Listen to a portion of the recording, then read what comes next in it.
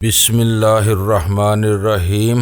گمنام ہیرو کے معزز ناظرین السلام علیکم۔ آئیے چلتے ہیں کہانی کی طرف۔ تم مجھے چھوڑ کر کون سی چابی لینے گئے تھے؟ میں نے حیرت سے سوال کیا۔ میں اپنی ٹیکسی کی چابی لینے گیا تھا، وہ پارکنگ لاٹ میں کھڑی ہوئی ہے۔ پھر تم ابھی کس کی ٹیکسی چلا رہے تھے؟ اس کے جواب نے میری حیرت میں اضافہ کر دیا۔ وہ خفت امیز انداز میں ہنس پڑا۔ ہانگ کانگ میں ٹیکسیاں ایک قطار میں باری کے مطابق مسافر اٹھاتی ہیں، جو اپنی باری نہ لے اسے مقررہ سٹینڈ سے خالی رخصت ہونا پڑتا ہے۔ اسی لیے میں نے اپنی ٹیکسی پارکنگ لاٹ میں کھڑی کر دی ہے۔ تم باہر آئے تو میں نے سب سے آگے والی ٹیکسی لے لی۔ کولون میں چلنے والے سارے ہی ڈرائیور مجھے اچھی طرح جانتے ہیں، اس لیے میں ہر جگہ اپنا کام نکال لیتا ہوں۔ واپس آنے کے بعد میں نے وہ ٹیکسی میٹر کے کرائے اور $50 کے انعام کے ساتھ اس کے اصل مالک کو لوٹا دی ہے۔ زیادہ سے زیادہ وقت لینے کے ارادے سے میں تکان کا مظاہرہ کرتے ہوئے آہستہ آہستہ چل رہا تھا۔ جب میں اس کے ہمراہ 7ویں منزل پر اپنے کمرے میں داخل ہوا تو سلطان شاہ وہاں موجود تھا۔ کمرے کا دروازہ کھولنے سے پہلے ان دونوں نے ٹکٹ وغیرہ چھپا لیے تھے، کیونکہ میں نے دستک دیتے ہوئے اپنے مہمان کی موجودگی کا ذکر بھی کر دیا تھا۔ اس ٹیکسی ڈرائیور کا نام آلبرٹ کم تھا۔ اس نے احمقانہ انداز میں ان دونوں سے ہاتھ ملایا۔ میں نے اسے یک بستہ بیئر کی پیشکش کی، جو اس نے بلا تعمل قبول کر لی۔ جب میں نے سین میکین کو 2 ڈبے اس کے سامنے رکھے تو اس کی آنکھیں حیرت سے پھیل گئیں۔ تم تو وقت ضائع کرنے کے موڈ میں معلوم ہوتے ہو۔ یہ معاملہ بہت اہم اور سنگین ہے، تمہیں باہر چل کر فوراً ڈان سے بات کرنی چاہیے۔ اس نے قدرے سرپرستانہ انداز میں مجھے پھٹکارا۔ وقت ضائع نہیں کر رہا، میں نے مسکراتے ہوئے کہا۔ ہو سکتا ہے دونوں ڈبے خالی ہونے تک اس نابکار کی چوتھی کال بھی آ جائے اور تم اس سے بات کر کے کوئی نتیجہ اخذ کر سکو۔ میں تمہاری اس کمرے میں موجودگی اور ذہانت سے فائدہ اٹھانا چاہتا ہوں۔ میں نے تیسرا ڈبہ اپنے لیے کھول لیا۔ تم بہت چالاک آدمی ہو، اس نے کہا مار کر سگریٹ سلگائی، پھر بیئر گلاس میں انڈیلنے لگا۔ یہ کیا چکر چل پڑا ہے؟ البرٹ کے مصروف ہو جانے کے بعد سلطان شاہ نے بھرائی ہوئی آواز میں اردو میں سوال کیا۔ معلوم ہوتا ہے اب ہم پھر سے دلدل میں پھنسنے والے ہیں۔ رونا بند کرو، ابھی سب ٹھیک جا رہا ہے۔ یہ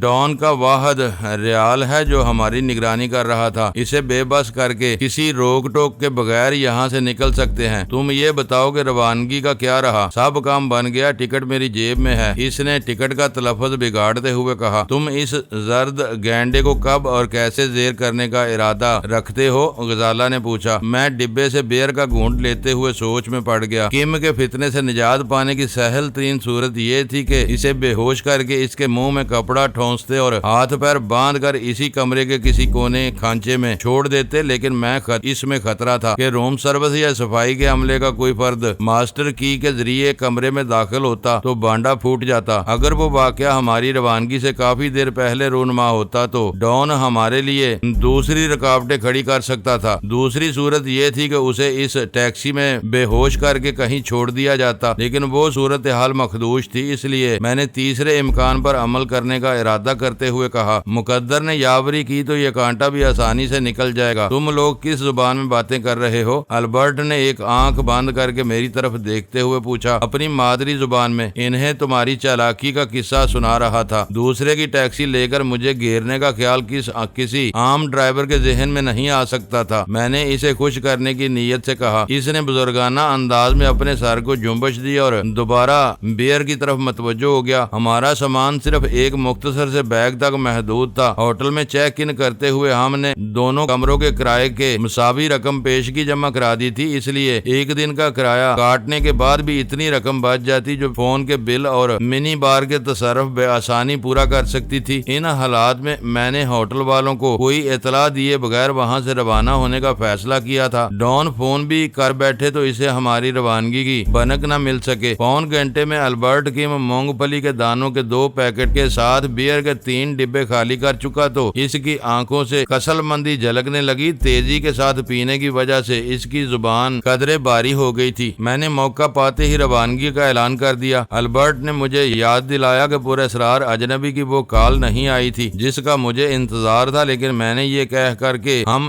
دن بھر اس بےہودہ کال کے انتظار میں نہیں رہ سکتے اسے ٹال دیا۔ وہ خود بھی ڈان سے فوری مشورے کی افادیت پر زور دیتا رہا تھا۔ نیچے جاتے ہوئے میں نے البرٹ سے باتوں ہی باتوں میں اس کی ٹیکسی کا نمبر معلوم کر لیا۔ پھر یہ جان کر مجھے مزید خوشی ہوئی کہ اس کی ٹیکسی ہوٹل کے بجائے ایک قریبی کمرشل پارکنگ لاٹ میں موجود تھی۔ ہوٹل سے نکلنے کے بعد ہم چاروں لفٹ کے ذریعے اس کمرشل پارکنگ کی تیسری منزل پر پہنچے تو وہاں گاڑیوں کے ہجوم میں دور دور تک کسی زیرو کا وجود نہیں تھا۔ اس مصروف علاقے میں لوگ دن بھر کے لیے یا پھر طویل دورانیے کے لیے ہی کرائے کی جگہوں پر گاڑیاں پارک کرتے ہیں۔ وہاں عام طور پر صبح اور شام کو بھیڑ بھاڑ رہتی ہے، لیکن دن کے باقیہ حصے میں کوئی قابل ذکر آمد و رفت نہیں ہوتی۔ ہم البرٹ کی ٹیکسی کی طرف جا رہے تھے کہ نچلی منزل سے ایک کار اوپر آئی اور ترتیب سے کھڑی ہوئی گاڑیوں کے درمیان راستے سے گزرتی ہوئی جگہ کی تلاش میں اس سمت میں چلی گئی جدھر اگلی منزل میں داخلے کا کنکریٹ ریمپ واقع تھا۔ اس گاڑی کے انجن کی گونج معدوم ہونے پر میں نے اپنا داہنا ہاتھ جیب میں ڈال لیا۔ البرٹ اپنی گاڑی کے قفل کھول رہا تھا تو ہم تینوں خطرناک حد تک اس کے قریب ہو چکے تھے۔ میں نے ایک نظر گرد و پیش کا جائزہ لیا۔ میری اور سلطان شاہ کی نگاہیں چار ہوئیں۔ پھر اس نے بہت مضبوطی کے ساتھ البرٹ کی گردن دبوچ کر اس کا دانا سختی سے اپنی ہتھیلی سے دبا لیا۔ البرٹ اس ناگہانی افتاد پر بکھلا کر بری طرح تڑپا، لیکن اسی لمحے میں داہنا ہاتھ جیب سے باہر رینگ آیا اور میں نے بیم گن کی نال اس کے بائیں پہلو سے لگا کر ٹریگر دبا دیا۔ البرٹ کے بدن نے ایک شدید جھٹکا لیا اور اچانک بے جان ہو گیا۔ ٹیکسی کی چابی اس کے ہاتھ سے چھوٹ کر فرش پر گر گئی۔ وہ نہایت خوفناک صورتحال تھی، لیکن ہم میں سے کسی کو ایک دوسرے کو ہدایت دینے کی ضرورت پیش نہیں آئی۔ سلطان شاہ نے البرٹ کی گردن چھوڑ کر اس کی بغلوں میں ہاتھ دے دیا تھا۔ دور سے دیکھنے پر یہی نظر آتا تھا کہ اس نے کسی کمزور مریض کو سہارا دیا ہوا ہے۔ البرٹ کا دوسرا پہلو میں نے سہار لیا۔ غزالہ نے فرش پر سے چابی اٹھا کر پھرتی کے ساتھ ٹیکسی کی کشادہ ڈگی کھولی اور ہم دونوں البرٹ کو اسی طرف لے گئے۔ جوتوں میں پھنسے ہوئے اس کے بے جان پیر فرش پر گھسٹ کر اسیبی سرسراہٹ پیدا کر رہے تھے۔ اپنی پوزیشن درست کر کے ہم نے ایک جھٹکے سے البرٹ کی تازہ اور نرم لاش کو اٹھایا اور آہستگی کے ساتھ ٹویوٹا کراؤن کی ڈگی میں ڈال دیا۔ وہ ڈگی اتنی کشادہ تھی کہ اس میں البرٹ کے ساتھ مزید کئی لاشیں سما سکتی تھیں۔ ہمارے فارغ ہوتے ہی غزالہ نے تیزی کے ساتھ ڈگی بند کر دی۔ اس سے پہلے ہی وہ چابی ڈگی میں پھینک چکی تھی۔ میں نے سلطان شاہ کی طرف دیکھا تو اس کے چہرے پر ہوائیاں اڑ رہی تھیں اور آنکھیں فرتے خوف سے اپنے حلقوں سے باہر ابل پڑ رہی تھی۔ غزالہ بھی خائف نظر آ رہی تھی۔ میں نے ان دونوں کو دیکھتے ہوئے ہنسنے کی کوشش کی تو اپنی آواز مجھے خود اجنبی اور کھوکھلی محسوس ہوئی۔ پھر ہم تینوں ہی بیک وقت لفٹ کی طرف واپس چل پڑے۔ اس مرتبہ یکے بعد دیگرے دو گاڑیوں نے ہمارا راستہ کاٹا اور اس منزل پر جگہ نہ پا کر اوپر والی منزل کے راستے کی طرف بڑھتی چلی گئیں۔ ان کے کسی مسافر کو کسی سنگین واردات کا شبہ نہیں ہو سکا تھا۔ اپنے تاثرات درست کرو۔ موقع پا کر میں نے زبان کھولی۔ تم دونوں کے چہرے ڈراؤنے لگ رہے ہیں۔ تم خود بھی اپنی صورت سے جلاد یا قاتل نظر آ رہے ہو۔ غزالہ نے سپاٹ اور ویران آواز میں کہا۔ ہم نیچے جانے سے پہلے خود کو سنبھالنا چاہیے، ورنہ ہم شبے میں دھر لیے جائیں گے۔ ہم نے ایک کھلی عمارت میں دن دہاڑے ایک آدمی کو قتل کیا تھا۔ وہ ڈان کا مددگار تھا، اس لیے اس کا مجرم ہونا تقریباً یقینی تھا، لیکن پھر بھی اس کا خون ہمارے بشروں پر ناچ رہا تھا۔ میں شدت سے سگریٹ پینے کی خواہش محسوس کر رہا تھا، لیکن اس لاٹ کی بغلی دیواروں پر جلی حروف میں تمباکو نوشی کی ممانعت کی ہدایت درج تھی۔ ہم چند ثانیوں تک لفٹ کے سامنے کھڑے رہے۔ میں زیادہ دیر تک اس منزل پر رکنا نہیں چاہتا تھا، اس لیے میں نے لفٹ کا بٹن دبایا اور جب خالی لفٹ اوپر آئی تو ہم تینوں نیچے جانے کے بجائے 7ویں منزل کی طرف روانہ ہو گئے، جو لفٹ کی آخری منزل تھی۔ کولون کے اس علاقے میں پارکنگ کی سرکاری جگہ کا اس قدر شدید قحط تھا کہ اس عمارت کی 7ویں منزل پر بھی اکا دکا جگہیں خالی تھیں۔ رات گئے تک شاید وہ تمام منزلیں خالی ہو جاتی ہوں گی اور اگلی صبح سے پھر وہی چکر چل پڑتا ہوگا۔ میرا خیال تھا کہ اس پارکنگ لاٹ کے چوکیدار 2-3 دن گزرنے سے پہلے البرٹ کی ٹیکسی کی طرف متوجہ نہیں ہو سکیں گے۔ اس سے پہلے لاش سڑ کر بدبو دینے لگتی تو دیگر بات تھی۔ تمہارا خون بہت ٹھنڈا لیکن کھوپڑی گرم ہے۔ سلطان شاہ نے بھی زبان کھولی۔ کبھی کبھی تو تمہاری سرد مہری اور صفاقی دیکھ کر خوف آنے لگتا ہے۔ مجھے آخری لمحے تک اندازہ نہیں ہو سکا تھا کہ تم نے اسے مارنے کا ارادہ رکھتے ہو۔ غزالہ بولی۔ کسی منصوبہ بندی کے بغیر اتنا بڑا قدم اٹھا کر تم نے بہت بڑا خطرہ مول لیا تھا۔ اس مردود نے منصوبہ بندی کا موقع ہی نہیں دیا۔ میں نے ہنس کر کہا۔ مجھے خوشی تھی کہ میں ان کی کھوپڑیوں پر جمی ہوئی برف پگھلانے میں کامیاب ہو چکا تھا۔ بول چال شروع ہونے کے ساتھ ہی چہروں کے بگڑے ہوئے نقوش تیزی کے ساتھ اعتدال پر آنے لگے تھے، اور اگر کسی سے کوئی گڑبڑ ہو جاتی۔ سلطان شاہ نے سوال کیا۔ میں سمجھا کہ تم اسے بے ہوش کر کے بے بس کرنے کا ارادہ رکھتے ہو، لیکن تمہارے تو تیور ہی کچھ اور تھے۔ گڑبڑ کیسے ہوتی؟ اسی کو تو ٹیم ورک کہتے ہیں۔ یہ لیڈر کا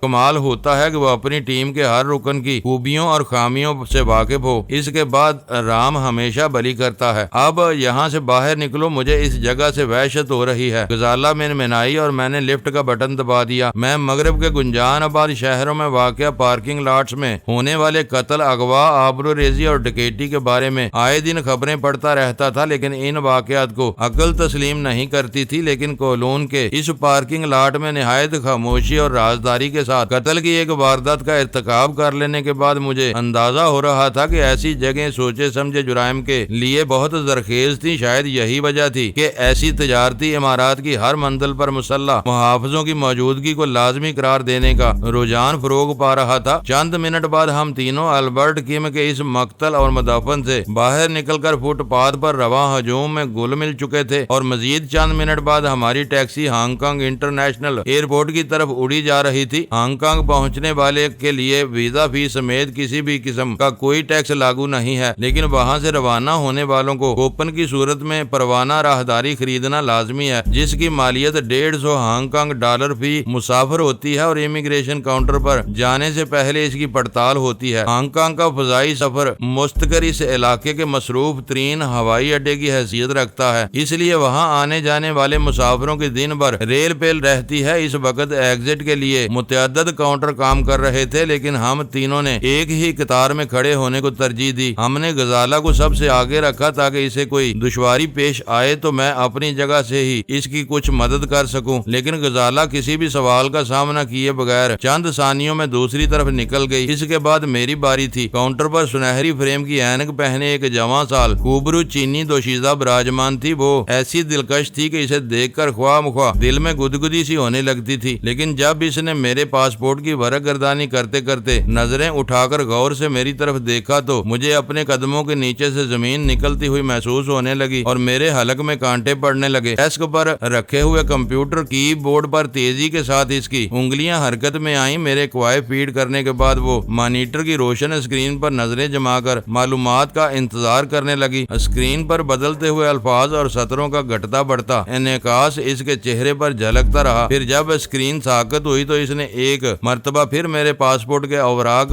الٹے اور اسے اپنے ڈیسک کے نچلے خانے میں ڈال لیا۔ سوری، تم مکاؤ سے کلیئرنس آئے بغیر یہ ملک نہیں چھوڑ سکتے۔ اس کے سرد اور بے رحمانہ الفاظ کسی ہتھوڑے کی طرح میرے ذہن پر گرے۔ مگر کیوں؟ میں نے لکنت امیز لہجے میں احتجاج کرنا چاہا۔ پیچھے کھڑے ہو جاؤ، اس نے اپنی پشت والی راہداری کی طرف اشارہ کرتے ہوئے کہا۔ یہ وضاحت مسافروں کو نمٹانے کے بعد کی جا سکے گی۔ اس کے عقب سے ایک باوردی سپاہی نمودار ہوا اور اس نے میرا بازو تھام کر مجھے کسی مجرم کی طرح عقبی دیوار کے ساتھ کھڑا کر دیا۔ میرا پاسپورٹ اور بورڈنگ کارڈ امیگریشن افیسر اپنے قبضے میں لے چکی تھی۔ اس نے جھٹکے دار آواز میں اگلے مسافر کو آگے بڑھنے کی ہدایت کی تو سلطان شاہ بکھلایا ہوا کاؤنٹر پر پہنچ گیا۔ میرا انجام دیکھ لینے کے باعث اس کا چہرہ دھواں دھواں ہو رہا تھا۔ میری حیرت کی انتہا نہ رہی جب سلطان شاہ کا پاسپورٹ مہر لگا کر اسے لوٹا دیا گیا اور وہ بے یقینی کے عالم میں میرے قریب سے گزرتا ہوا سیکیورٹی چیک کی طرف بڑھ گیا۔ اس وقت میرے ذہن میں آندیاں سی چل رہی تھی۔ غزالہ اور سلطان شاہ کو کسی باز پرس کے بغیر ہانگ کانگ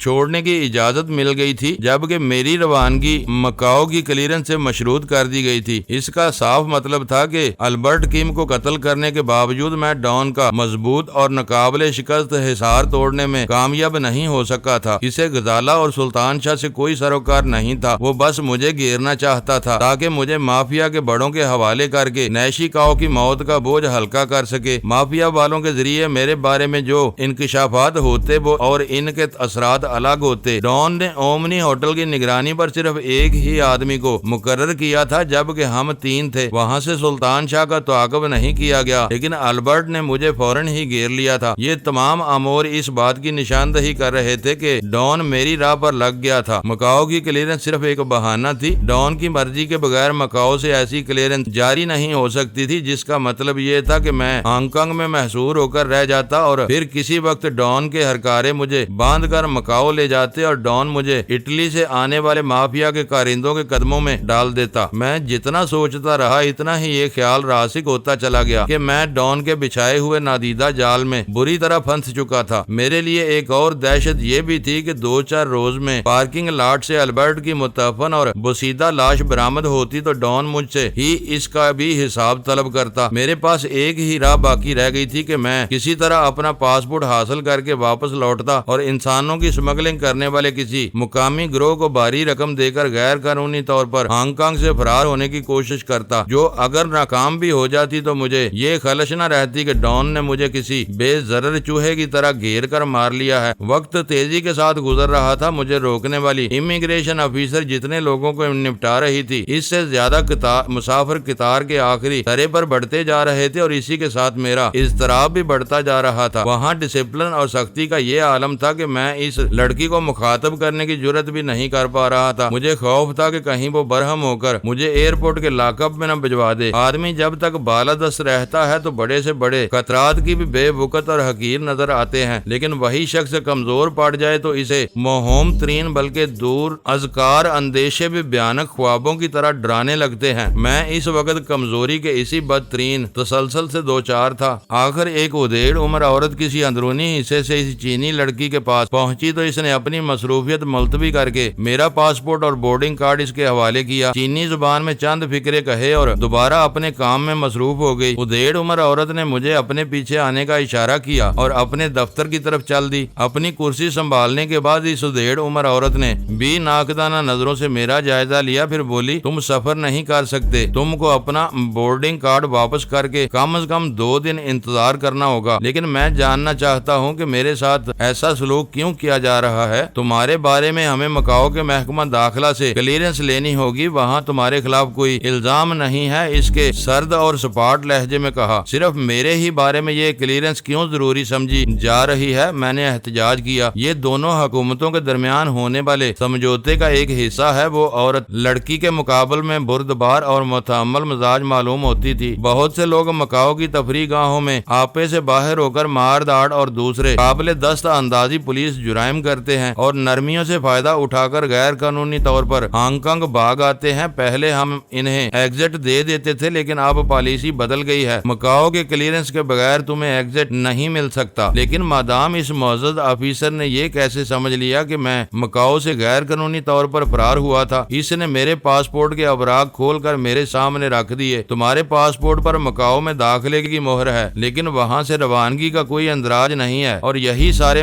فساد کی جڑ ہے۔ مجھے یوں محسوس ہوا جیسے میرے سر پر سے کوئی بہت بڑا بوجھ اتر گیا ہو، اور میں نے مدافعت میں ڈٹ جانے کا فیصلہ کرتے ہوئے کہا، اس کا جواب بہت سادہ اور سہل ہے۔ میں مکاؤ میں ڈان کا مہمان تھا، میں ذاتی طور پر وہاں گیا تھا، لیکن واپسی پر ڈان نے مجھے اپنی حویلی سے ہیلی کاپٹر کے ذریعے براہ راست ہانگ کانگ روانہ کر دیا۔ میرے اصرار پر اس نے بتایا تھا کہ امیگریشن کی مہر نہ ہونے سے کوئی فرق نہیں پڑے گا۔ بیٹھو بیٹھو، تم کھڑے کیوں ہو؟ ڈان کا ذکر آتے ہی اس عورت کے رویے میں تبدیلی آ گئی۔ اگر میرے پاسپورٹ میں سکم تھا تو مکاؤ سے آمد پر مجھے ہانگ کانگ کا ویزا کیوں دیا گیا؟ مجھے ڈان ہی کے ہیلی کاپٹر سے واپس مکاؤ بھیج دیا جانا چاہیے تھا۔ میں نے اس کے مقابل پڑی ہوئی کرسی پر بیٹھتے ہوئے کہا۔ اس نے میرا پاسپورٹ اٹھا لیا اور دوسرے ویزے کی مہر وغیرہ کا معائنہ کرنے لگی۔ میرا خیال ہے کچھ گڑبڑ ہو گئی ہے۔ وہ بڑبڑاتے ہوئے اپنی کرسی سے اٹھ گئی۔ تم یہیں بیٹھو، میں ریٹا سے بات کر کے 2 منٹ میں واپس آتی ہوں۔ وہ میرا پاسپورٹ لے کر تیزی سے باہر نکلتی چلی گئی۔ ڈان کے نام پر مجھے کرسی پیش کی جا چکی تھی۔ میرے ذہن میں ترتیب پانے والی روح پر سا صورتحال تحلیل ہو گئی تھی، اور اس خاتون کی میز پر ایش ٹرے بھی موجود تھا، اس لیے میں نے ٹانگیں پسار کر سگریٹ سلگا لی۔ پرواز کی روانگی میں بہت کم وقت رہ گیا تھا، جو مجھے بے چین کر رہا تھا، لیکن اسی کے ساتھ مجھے یہ بھی اطمینان تھا کہ جب تک بورڈنگ کارڈ میرے یا امیگریشن والوں کی تحویل میں تھا، میرے بغیر طیارہ پرواز نہیں کر سکتا تھا۔ بورڈنگ کارڈ ایئر لائن کے عملے کی تحویل میں چلا جاتا تو صورتحال بالکل بدل جاتی۔ چند منٹ بعد ہی وہ ادھیڑ عمر خاتون معذرتوں کے ساتھ میرا پاسپورٹ لے آئی۔ اس پر ضابطے کی کارروائی مکمل ہو چکی تھی۔ میں تمہاری پریشانی پر معذرت خواہ ہوں، پرواز کو بند ہوئے دیر ہو چکی ہے، تم فوراً اپنے بورڈنگ گیٹ پر جاؤ، میں تمہاری خیریت کے لیے دعا گو ہوں۔ اس نے پاسپورٹ وغیرہ میرے حوالے کرتے ہوئے کہا۔ لیکن یہ سب کیا تھا؟ ایسا کیوں ہوا؟ میرا اعتماد دوبارہ بحال ہو چکا تھا۔ ریٹا کا اعتراض درست تھا، لیکن اس سے چوک یہ ہوئی کہ اس نے تمہارا دوسرا ویزا نہیں دیکھا۔ اس مہر کے ساتھ پڑے ہوئے کوڈ سے ظاہر ہو رہا ہے کہ تم ڈان کے نجی ہیلی کاپٹر سے آئے تھے، اور ڈان کی تمام پروازیں مکاؤ کے امیگریشن کنٹرول سے آزاد ہوتی ہیں۔ بس اب تم جاؤ، تمہیں دیر ہو رہی ہے۔ اس نے زبردستی مجھ سے ہاتھ ملا کر مجھے نکاسی کے راستے کی طرف دھکیل دیا۔ مکاؤ سے ہانگ کانگ تک ڈان کے نام کا طلسم ہی ہوش ربا رہا تھا۔ کبھی وہ مصائب کا پیامبر بن جاتا تھا، اور کبھی اسی کے طلسم سے مشکلیں آسان ہو جاتی تھی۔ مجھے خوشی تھی کہ میں اس خطے سے نکلتے نکلتے بھی ڈان کے نام کی ساکھ سے بھرپور فائدہ اٹھانے میں کامیاب رہا تھا۔ بعد میں تو اس سے مار کا ہونا ہی تھا۔ اس وقت تک ہر طرف میری تلاش شروع ہو چکی تھی اور ایئر لائن کے عملے کو سراغ مل چکا تھا کہ ان کا ایک مسافر امیگریشن کے مرحلے میں پھنسا ہوا ہے۔ اس لیے میں جو ہی سیکیورٹی کے لیے پہنچا تو کئی افراد میری طرف جھپٹ پڑے۔ میرے گزرنے پر میٹل ڈیٹیکٹر نے احتجاج کیا، لیکن ایئر لائن کے افراد خوشامد در آمد کر کے مجھے تفصیلی جامع تلاشی کے بغیر وہاں سے نکال لے گئے۔ ان کے نزدیک میٹل ڈیٹیکٹر ایک ایسا ناقص آلہ تھا جو بیلٹ کے آہنی بکل اور سکے کی موجودگی میں بھی بول اٹھتا تھا۔ اپنی پرواز کی بروقت روانگی کے لیے وہ ایسی چھوٹی موٹی باتوں کو نظر انداز کرنے کے لیے تیار تھے۔ میرے طیارے میں داخل ہوتے ہی گینگ وے ہٹنے لگا اور دروازہ گرا کر مقفل کر دیا گیا۔ مجھے دیکھتے ہی غزالہ اور سلطان شاہ کے سوتے ہوئے چہروں پر رونق اور بحالی کی لہر دوڑ گئی۔ سلطان شاہ نے مکاؤ سے کلیئرنس والی بات غزالہ تک پہنچا دی تھی اور اس کا ذہن بالکل اسی راہ پر چل پڑا تھا جس نے میرے ذہن کی چولیں ہلا کر رکھ دی تھی۔ اصل واقعہ معلوم ہونے کے بعد انہیں حیرت ہونے لگی کہ وہ بھی میرے ہی ساتھ مکاؤ سے لوٹے تھے، پھر ان سے باز پرس کیوں نہیں کی گئی؟ میری دانست میں اس کا جواب بہت سیدھا سا تھا۔ سلطان شاہ کو ڈان مکاؤ لے گیا تھا، اس لیے اس کے پاسپورٹ سرے سے مکاؤ کی کوئی مہر ہی نہیں لگی تھی اور غزالہ مکاؤ کی سفری دستاویزات استعمال کر رہی تھی، اس لیے غیر ملکیوں کے لیے بنائے گئے قانون سے مستثنا قرار دی گئی تھی۔ طیارے کے فضا میں بلند ہونے کے بعد میں نے اپنے بکھرے ہوئے اعصاب کو مجتمع کرنے کے لیے اسکاچ طلب کی تو اچانک میرے کانوں میں پیجر سے گونجنے والی نسوانی آواز آئی۔ وہ مسافروں کو آگاہ کر رہی تھی کہ ہانگ کانگ سے بینکاک تک کی وہ مختصر پرواز مکمل طور پر نان اسموکنگ تھی۔ میں نے اپنی انگلیوں میں دبائی ہوئی سگریٹ سلگائے بغیر ایشٹرے میں مسل دی۔ مجھے خوشی تھی کہ میں انتہائی ناموافق اور خطرناک صورتحال کے باوجود کسی خسارے سے دوچار ہوئے بغیر غزالہ کو مکاؤ سے نکال کر پاکستان لے جا رہا تھا۔ ڈان کی سازشیں اور ریشہ دوانیاں بھی میرا راستہ روکنے میں کامیاب نہیں ہو سکی تھی۔ سب سے بڑی بات یہ تھی کہ آخری لمحات کی افراتفری میں بیم گن بھی صاف نکل آئی تھی، لیکن آنے والے وقت اتنا سہل نظر نہیں آتا تھا۔ مافیا والوں کی مکاؤ آمد کے ساتھ ہی میرے خلاف ایک چومکھی جنگ چھیڑنے والی تھی جس کے لیے بھرپور تیاریوں کی ضرورت تھی۔ حالات بہت تیزی کے ساتھ تبدیل ہوتے جا رہے تھے۔ مکاؤ کا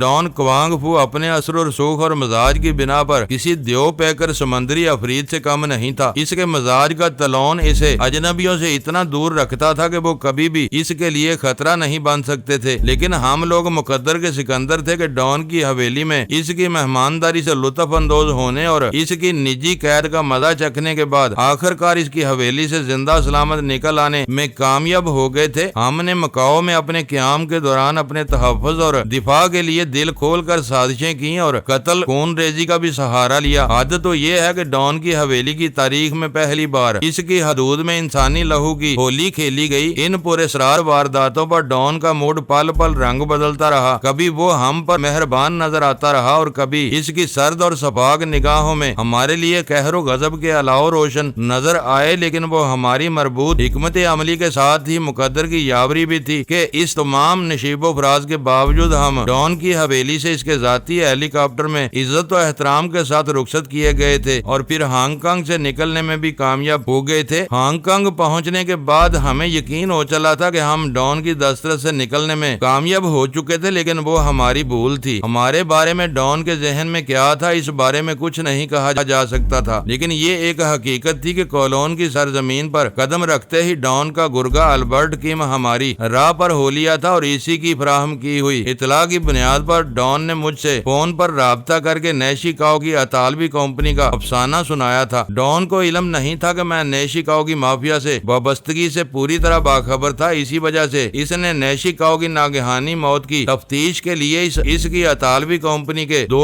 عہدے داروں کی آمد کی کہانی گڑھنے میں ذرا بھی تکلف سے کام نہیں لیا اور ہم سے چند روز کے لیے ہانگ کانگ ہی میں رکے رہنے کی فرمائش کر بیٹھا۔ میں ڈان کی فرمائش کو مسترد کر کے اسے ہوشیار یا مشتعل کرنے کا خطرہ مول نہیں لے سکتا تھا۔ مکاؤ جانے سے پہلے میں گولڈن ڈریگن نامی فیری کے کپتان ریور چیانگ سے سن چکا تھا کہ مکاؤ میں ڈان کی عزت اور جاہو جلال کا یہ عالم تھا کہ اس سرزمین پر اسے صرف ڈان کے روایتی لقب سے یاد کیا جاتا تھا۔ اسے کوانگ فو کہنے والے کی زبان کاٹ دی جاتی تھی۔ ایسے چند واقعات کے بعد مکاؤ کے بسنے والے کوانگ فو کا نام ہی فراموش کر بیٹھے تھے اور ہر طرف ڈان کے نام کا ڈنکا بجنے لگا تھا۔ ایسے شخص کا ذرا سا بھی اشتعال ہماری آزادی بلکہ زندگیوں کے لیے خطرناک ثابت ہو سکتا تھا، اس لیے میں نے نہایت خوش دلی کے ساتھ ڈان کی ہدایت کو قبول کر لیا تھا۔ لیکن میں مافیا والوں کی اس بیانہ بھیانک جال میں پھنسنے کے لیے آمادہ نہیں تھا۔ ہم نے کولون کی ایک کثیر المنزلہ پارکنگ لاٹ پر البرٹ کو بیم گن کا نشانہ بنا کر اس کی لاش اسی کی ٹیکسی کی ڈگی میں مکفل کر دی تھی، اور جب تک لاش میں توفن پیدا نہ ہوتا کسی کو شبہ بھی نہیں ہو سکتا تھا کہ اس ٹیکسی میں کوئی لاش بند تھی۔ اگلے 2-3 روز تک ڈان کو البرٹ کیم کی طرف سے کوئی خبر نہ ملتی تو وہ یہی سمجھتا کہ سب کچھ ٹھیک ٹھاک چل رہا ہوگا۔ پھر اسے ہوٹل سے بھی ہماری روانگی کے بارے میں کچھ معلوم نہیں ہو سکتا تھا۔ ہم نے ہوٹل میں اپنے اصل اخراجات سے کہیں زیادہ